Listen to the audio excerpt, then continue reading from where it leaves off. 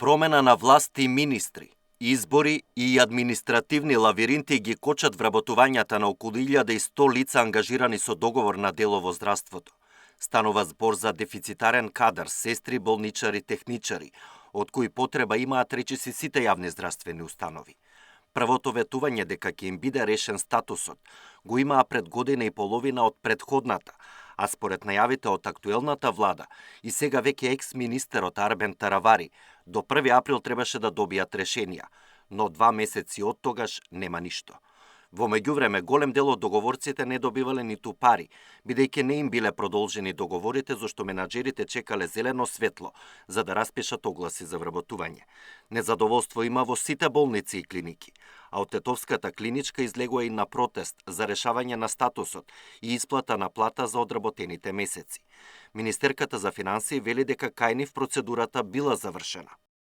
Ги проверуваме по систематизација. Дали има такво работно место? Дали е слободно? Дали е предвидено во годината? Сепак има одредени планови. Се случува да има грешки. Јас како министер за финансии тоа не можам да го одобрам позитивно. Чекаме корекции, некогаш прават промени во систематизација и се поминува подолго време. Во конкретниот случај со Тетовската болница одговорено е на време и одговорено е позитивно пред тие да почнат да кажеме да реагираат. А каде застанало, сега истиот пат се враќаме назад, до Фонд за здравство, па Фондот за здравство до Министерството, па Министерството до болницата во Тетово. Каде застанало во движењето, тоа треба да одговорат од Фондот за здравство или Министерството за здравство. Од кабинетот на заменик министерот за здравство вела дека постапката за вработување на договорците е во тек, вклучително и во клиничката во Тетово.